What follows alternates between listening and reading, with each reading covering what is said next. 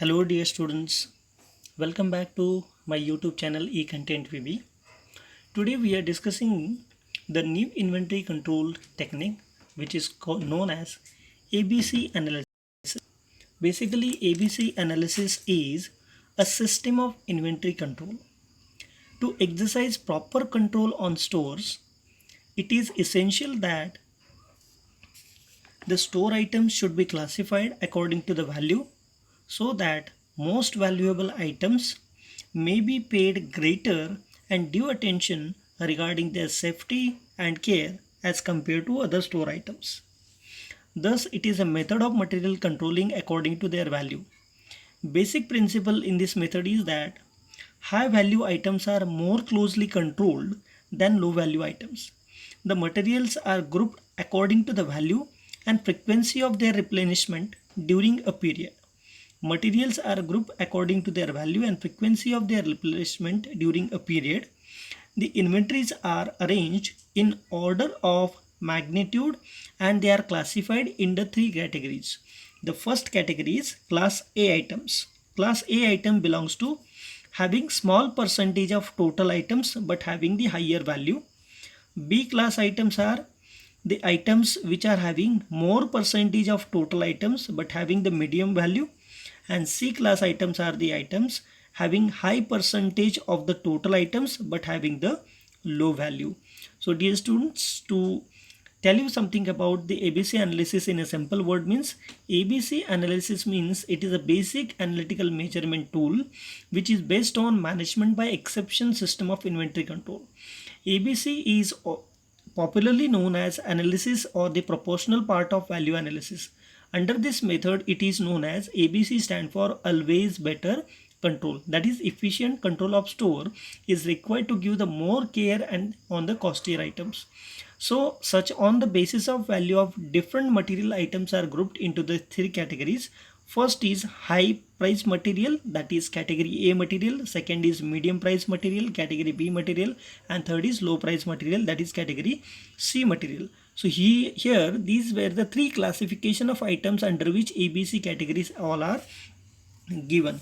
So ABC, so in analysis of material cost, it will show that smaller percentage of items of material in the store may contribute large percentage of value of the consumption, and on the other hand large percentage of items may represent a smaller percentage of value of item consumed.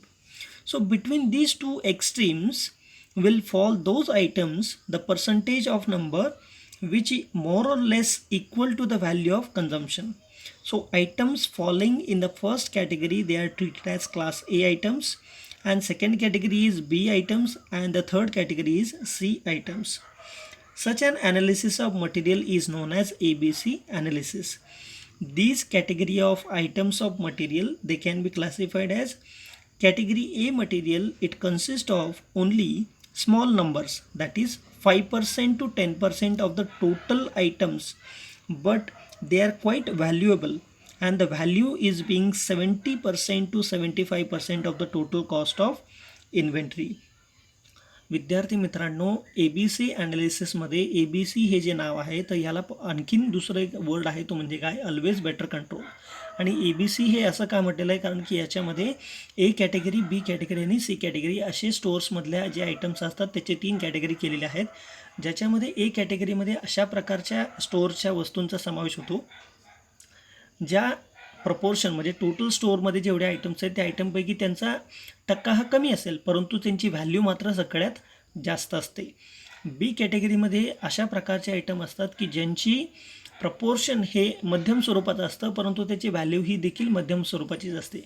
आणि C कॅटेगरीमध्ये अशा प्रकारचे item असतात की ज्याच्यामध्ये ते quantity त्यांची खूप जास्त असते परंतु त्यांची जी प्राईज आहे ती अतिशय लो असते.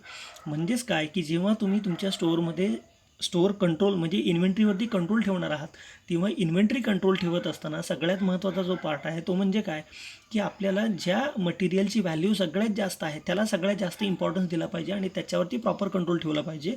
या उलट ज्याची किंमत कमी आहे तर त्याच्याकडे आपल्याला कमी इम्पॉर्टन्स दिला पाहिजे. आणि म्हणून A, B आणि C ह्या 3 कॅटेगरी ऑफ आयटम्स या ठिकाणी केलेल्या आहेत.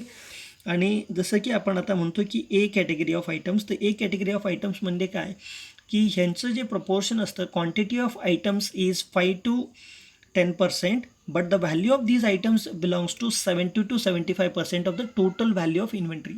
स्टोअरमध्ये जेवढ्या टोटल व्हॅल्यू ऑफ इन्व्हेंटरी आहे त्याच्यापैकी 70 ते 75% व्हॅल्यू असणारे इन्व्हेंटरी ह्या ए कॅटेगरीमध्ये फॉल होतात.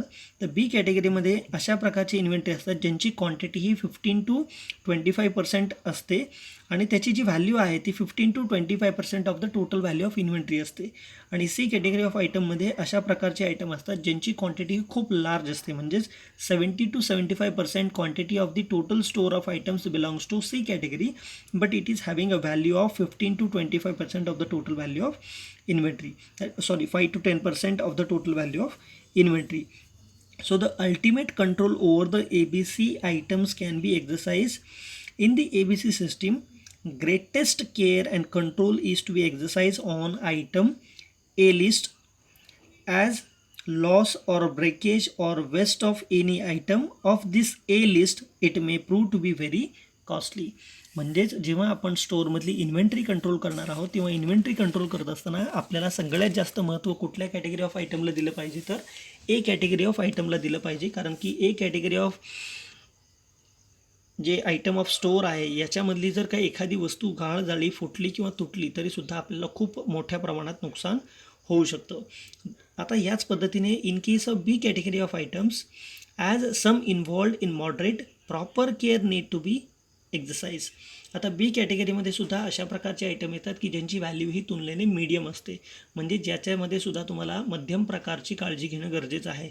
In case of C category of item there is no need of exercising the constant control.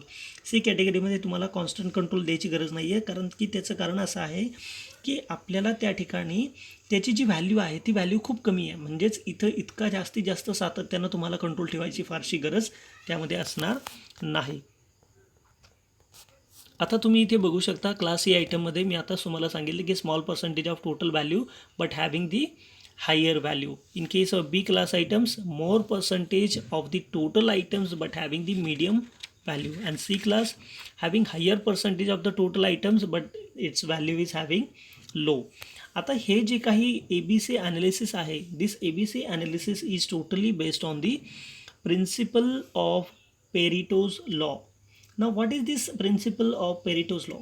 ABC analysis is based on the principle known as Pareto's law, which is developed by the Pareto, an Italian economist. According to this law, in any series of elements to be controlled, selected small fractions in terms of number of element would always account for large fraction in terms of effect. आता पेरिटोचा जो law आहे त्या लॉवरती हे A B C analysis depend करतं. आता पेरिटोचा law म्हणजे काय की पेरिटो नावाचा एक इटालियन इकॉनॉमिस्ट होता, अर्थशास्त्रज्ञ होता. त्याच्या मते कोणत्याही ऑर्गनायझेशनमध्ये जे छोटे छोटे इलिमेंट असतात तर ह्या प्रत्येक इलिमेंटला आपल्याला कंट्रोल करणं गरजेचं आहे. आणि त्याच्यामध्ये ज्या इलिमेंटची व्हॅल्यू ही जो इलिमेंट खूप छोट्या प्रमाणामध्ये असतो तर त्या छोट्या प्रमाणामध्ये असणाऱ्या इलिमेंटचा तुमच्या ऑर्गनायझेशनमध्ये मोठ्या प्रमाणावरती त्याचा इफेक्ट असू शकतो, त्यामुळे त्या छोट्या इलिमेंटला देखील कंट्रोल करणं पेरिटोच्या लॉनुसार गरजेचं आहे. So A B C analysis which is popularly known as always better control. It is also known as control by importance and exception. So therefore this Pareto's law is based on the concept of selective inventory management, that is concentrate your efforts where the results are maximize. म्हणजे A B C ॲनालिसिसमध्ये Pareto काय म्हणतो, Pareto असं म्हणतो की तुम्ही तुमचे efforts तिथेच concentrate करा जिथे तुमचा जास्तीत जास्त नुकसान किंवा तुमचा फायदा होणार आहे, त्या ठिकाणी तुम्ही तुमचे जास्तीत जास्त एफर्ट घेतले पाहिजेत. So in many foreign countries like bin card and store ledger cards are not maintain for C class items. So these are issued directly to the production foreman concerned and control to the norms of consumption based on the production target. By doing this, 70% of the efforts required for maintaining the bin card and stores ledger card is eliminated. With 30% of the efforts, an organization will able to exercise control on 90% of the inventory value, and this will reduce the clerical cost and ensure the close control on the costly items of the inventory in which the large amount of capital is invested. तर Pareto असं म्हणतो की ज्या काही परदेशी म्हणजे foreign कंपन्या आहेत त्या फॉरेन कंपन्यांमध्ये बिन कार्ड आणि स्टोअर लेजर कार्ड हे तिथं मेंटेनन्स केलं जात नाही. कारण की जे सी कॅटेगरी ऑफ आयटम असतं तर त्याच्यासाठी तर कुठल्याही प्रकारचं बिन कार्ड आणि ते स्टोअर लेजर मेंटेन करत नाही. आणि ते जे सी कॅटेगरीचा जो माल आहे तो डायरेक्टली ते प्रोडक्शनचे जे डिमांड असते त्या डिमांडनुसार ते लोक काय करतात, इश्यू करतात. आता ह्याच्यामुळं होतं काय की जो स्टोअरमध्ये काम करणारा व्यक्ती आहे त्याचा खूप वेळ हा बिन कार्ड लिहिण्यात किंवा स्टोअर कार्ड लिहिण्यामध्ये जात नाही.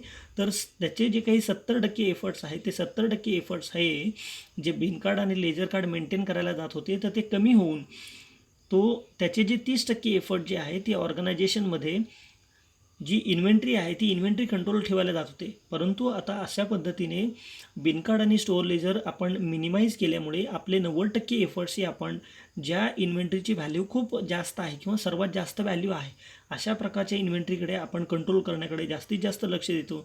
ज्यामुळे आपली क्लेरिकल कॉस्ट वाचते आणि आपल्याला जो काही कंट्रोल ठेवायचा आहे तो कंट्रोल ठेवत असताना आपण ज्या इन्व्हेंटरीमध्ये जास्तीत जास्त कॅपिटल इन्व्हेस्टमेंट केलेलं आहे त्या इन्व्हेंटरीला कंट्रोल करणं आपल्याला सोपं जातं. आता हे पेरिटोच्या लॉनुसार आपण हे कंट्रोल कसा करतो तर ABC ॲनालिसिसमध्ये जर तुम्हाला एखादा क्वेश्चन जरी सोडवायचा असेल किंवा त्याचं कंट्रोल जरी ठेवायचं असेल तरी त्याची प्रोसिजर आहे. The first procedure is to ascertain the cost and consumption of each material over a given period of time. सगळ्यात पहिल्यांदा तुम्हाला ABC ॲनालिसिसमध्ये काय करावं लागेल तर तुम्हाला मटेरियलची जी कॉस्ट आहे आणि तुमच्या प्रत्येक मटेरियलचं कन्झम्पशन किती आहे म्हणजे कोणत्या काळामध्ये किती किमतीचं मटेरियल आणि किती क्वांटिटी ऑफ मटेरियल तुम्हाला लागणार हे पहिले शोधून काढावं लागेल. Then second thing is multiply the unit cost by the estimated usage to obtain the net value. तुम्हाला जेवढं मटेरियल लागणार आहे त्या मटेरियलला त्याच्या कॉस्टने तुम्ही मल्टिप्लाय करायचं आहे सेकंड स्टेजमध्ये. थर्ड स्टेजमध्ये list out all the items with the quantity and value. आणि थर्ड स्टेजमध्ये तुम्हाला क्वांटिटी ए लिस्ट आयटम, बी लिस्ट आयटम आणि सी लिस्ट आयटम हे तुम्हाला फाइंड आउट करायचे आहेत. त्यानंतर चौथ्या स्टेजमध्ये आपल्याला काय करायचं की arrange them in descending order that is value ranking according to the value. आणि हे सगळे जेव्हा तुम्ही ABC कॅटेगरीमध्ये तुम्ही करणार तेव्हा त्यांना ए कॅटेगरीमध्ये हायेस्ट टू लोएस्ट अशा प्रकारे तुम्ही त्याला अरेंज करायचं आहे, रँकिंग करायचं आहे.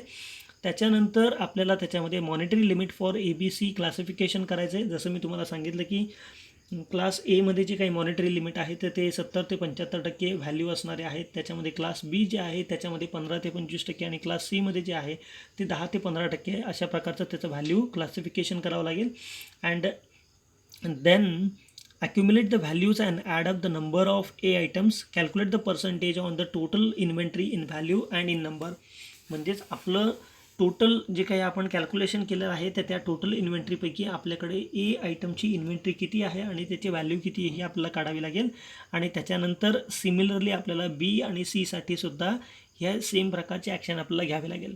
म्हणजेच ABC ॲनालिसिस करत असताना सगळ्यात पहिल्यांदा आपल्याला इन्व्हेंटरीसाठी किती कॉस्ट लागणार आहे आणि त्याचं कन्झम्पशन किती लागणार आहे हे माहिती पाहिजे. नंबर 2ला आपल्याला जी मटेरियल लागणार आहे त्या मटेरियलला त्याच्या प्राईसने मल्टिप्लाय करायचं आहे.